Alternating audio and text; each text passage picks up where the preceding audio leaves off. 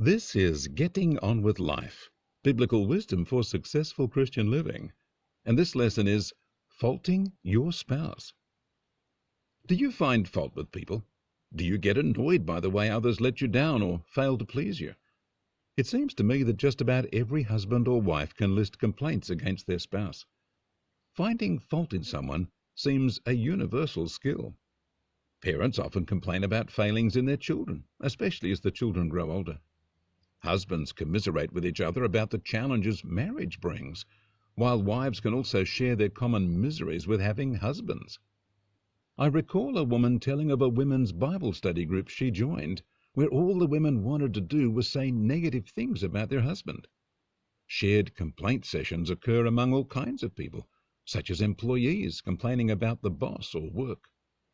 There's a really important truth that is often overlooked that needs to be considered for all those given to complaining. It's not the issue of pride, although that does rate as a serious concern. So let's consider pride for a moment. If you are able to fault someone else and stand in some superior position that allows you to judge them, haven't you lifted yourself up in pride? When we contend with others, we try to get the moral high ground and the place where our complaint is more legitimate than the defenses offered.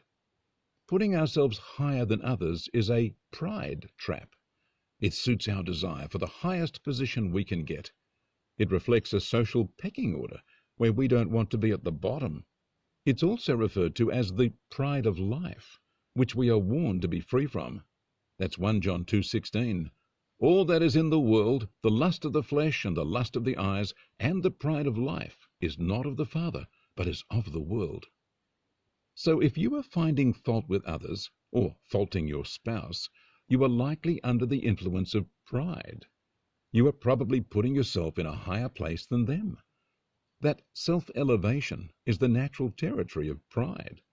Pride puffs us up, but humility lets us take the lower place to serve and bless others. I recall someone pointing out pride in a rather cheeky way.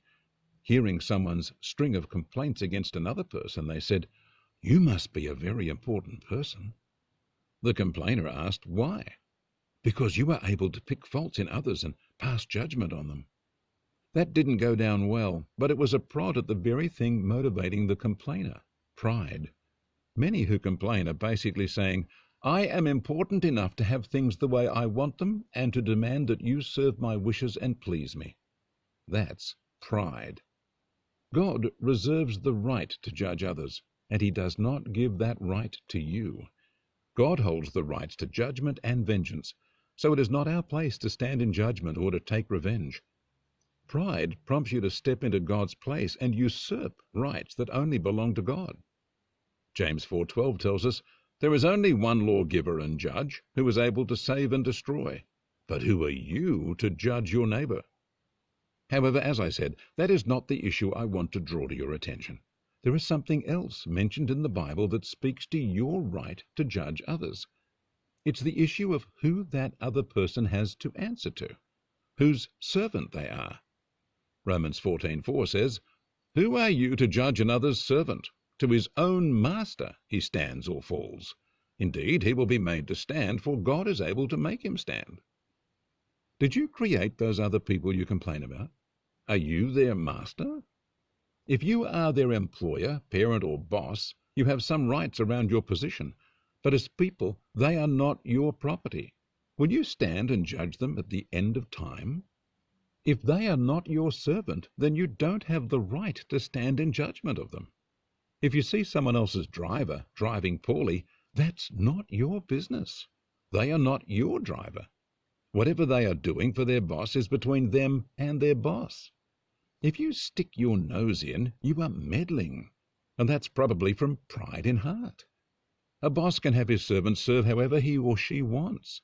It's not anyone else's business, unless they are meddling busybodies. Recall Jesus telling of the man employing workers in his field. That's in Matthew 20. He agreed with the first lot to work for a certain pay for the day. Others were also employed during the day. At the end of the day, all workers were given the same pay, which upset those who had worked all day. The boss reminded the workers they agreed to the sum they were paid, and he had the right to spend his money as he chose. He also had the right to treat his servants as he wished. It was not the business of those who worked all day that others were paid the same. They didn't like it, but bully for them. So, do you get all upset over things that are not your business? Do you look at how others behave and pass judgment on them as if they were your servant?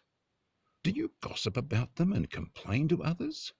Do you resent them and fault them? Let me relate that to faulting your spouse. A man may complain that his wife does not submit to him as she is supposed to. So my question is she your servant? He might think she is, but who gave the command that she submit, the husband or God? It was God. So the wife owes nothing to the husband. He is not her creator, master, or Lord. He is not her Savior or the one she will give account to at the end of her life. She is God's creation and God's servant. If God gave her a command to submit to her husband and she doesn't do it, that's not the husband's business. Any husband who decides to enforce God's law over his wife, as if he is in God's place, is out of order. She is God's servant, answerable to God. She is to submit in the fear of God, not in the fear of her husband. And the husband is not answerable to the wife. He is under the lordship of Christ and God. So he is servant to God, not servant to the wife. Whether he is a good husband and father or not is a matter between him and God. Now, we can help others perceive their situation, but we cannot stand in judgment of them or fault them as if they are answerable to us. They are not our servants. So, friends, take some time to think about how you react to others and fault or judge them. And may you be set free from the curse of finding fault with others, and especially faulting your spouse. God bless you.